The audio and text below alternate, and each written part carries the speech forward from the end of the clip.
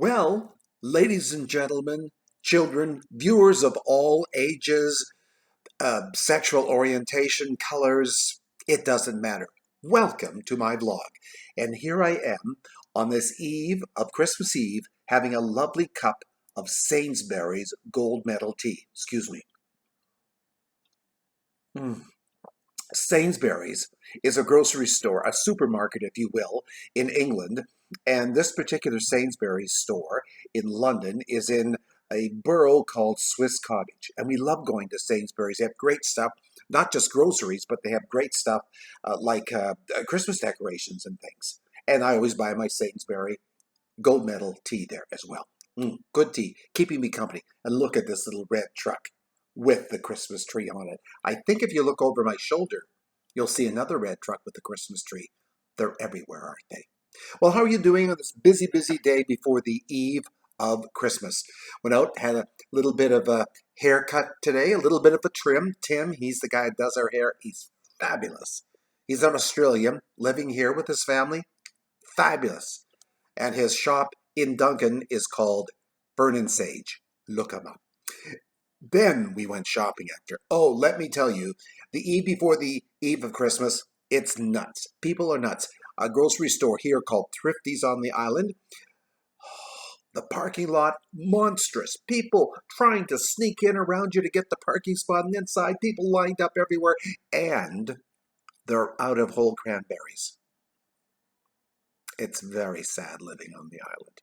So that, and the tea is keeping me calm.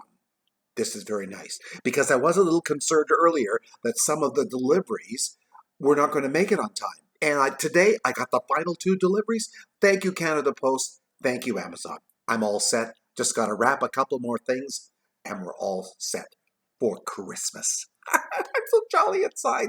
I'm almost as jolly as Mr. Scrooge. And hasn't he done a complete turnaround? Well, viewers, today I promised you we would finish A Christmas Carol. It's getting very exciting. I know a lot of you have been guessing the end, but you know what? Let's just see what happens as I continue. Do I have this right side up? A Christmas Carol by Charles Dickens. It's a Christmas ghost story. A ghost story of Christmas.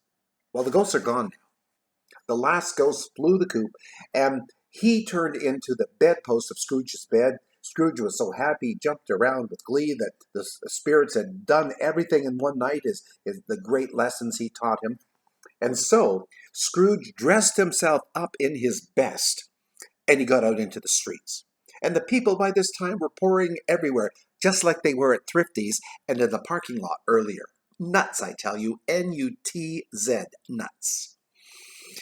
Scrooge walked along with his hands behind his back, and he was surprised at the number of people who regarded him with such a lovely smile. He looked irresistibly pleasant. This is Scrooge we're talking about, old Ebenezer. And people were good-spirited, and they said to him, "Good morning, sir, and a Merry Christmas."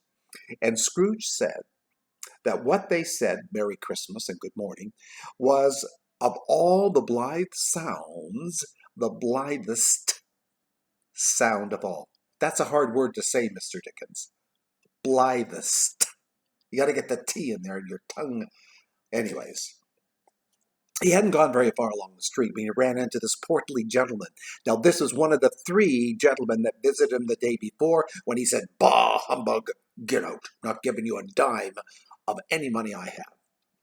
"My dear sir," said Scrooge, quickening his pace as the portly gentleman kind of walked on, maybe trying to avoid him because he was such a nasty guy.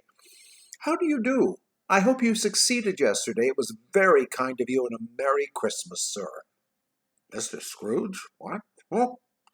"Yes," said Scrooge, "that's my name, and I fear it may not be all that pleasant to you." "Well, no kidding. Allow me to ask your pardon." Well, that was nice. "And will you have the goodness," and at this point Scrooge whispered in the portly gentleman's ear, and this guy couldn't believe it. "Lord bless me," said the gentleman, as if his breath were taken away. He was actually clutching his pearls. Yes, he was that taken aback.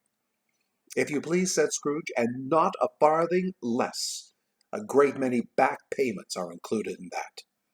"Well, my dear sir," shaking hands with him. I don't know how to say or what to say about such munificence. Munificence. Thanks for that one too, Mr. Dickens.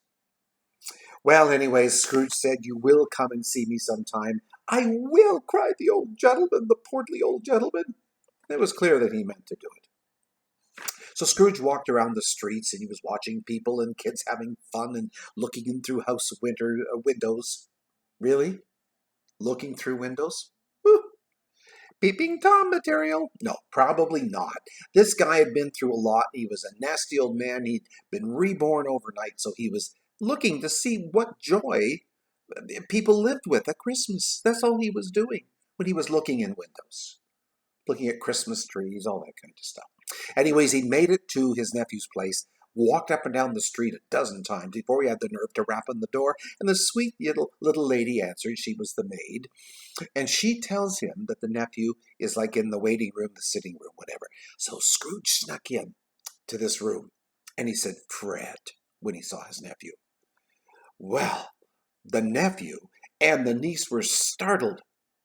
My goodness, bless my soul, said Fred. Who is that? It is I, it's your Uncle Scrooge. I have come to dinner. Will you let me in and dine with you, Fred? Well, Fred grabbed his hand, and he was shaking it like this. Scrooge thought he would just shake his hand off. He just wasn't giving up. They had a wonderful night of a dinner and wonderful games and laughter. It was great.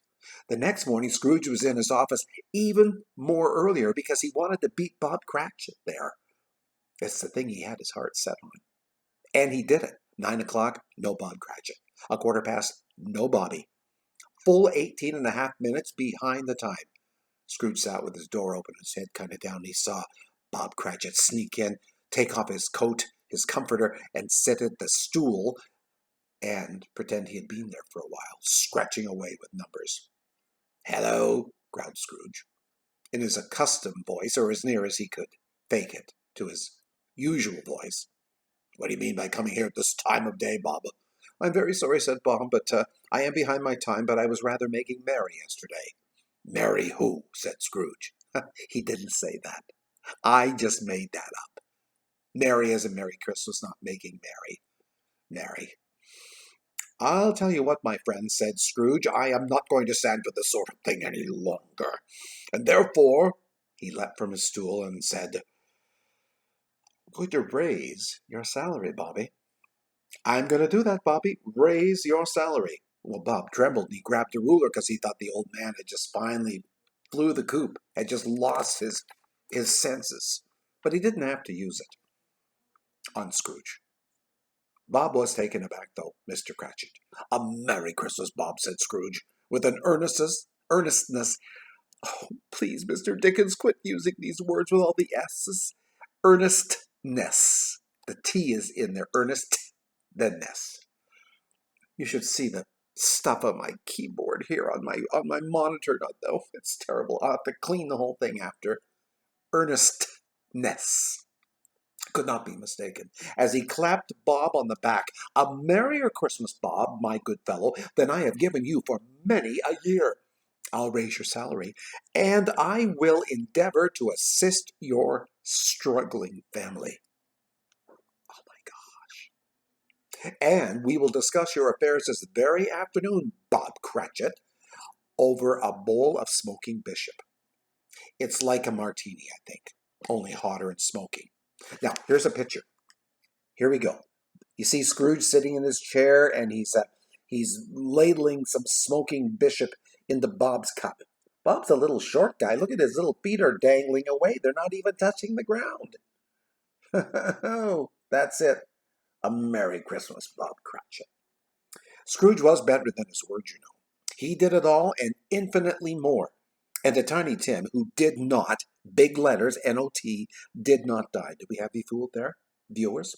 He became a second father to Tiny Tim. He became as good a friend, as good a master, and as good a man as the good old city knew, or any other good old town, city, or borough in the good old world. Good! He had no further intercourse with the spirits. That sounds kind of dirty, doesn't it? It just means he didn't run into spirits again in his life. Intercourse with spirits.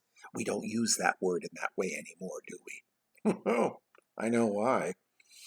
He lived, Mr. Scrooge, on a total abstinence principle. More T's and S's in that word, abstinence. Ever afterwards, that's how Scrooge lived. And it was always said of him that he knew how to keep Christmas as well as any man alive. And may it be truly said of us as well. And as that little tiny Timmy said, let's have a Merry, Merry Christmas and a Happy New Year. And thank goodness Mr. Scrooge, Uncle Scrooge, has found himself. And he's a jolly man and gives me all kinds of money and brings me gifts and toys. Now, that's not actually here in the book, but that's probably what he would have said, really, if Dickens had had the time to write another paragraph or two in A Christmas Carol. Well, are you a little verklempt? I'm a little verklempt. Little sip of tea. You have one too. So that's it. Thank you for joining me for all these last vlogs. And as we read A Christmas Carol, I hope you're going to have a happy holiday. I will be back on Christmas Eve. Stories and song. And in the meantime, viewers, please take care of yourselves and have a happy. And if you go to the supermarket or the mall, good luck trying to get a parking space.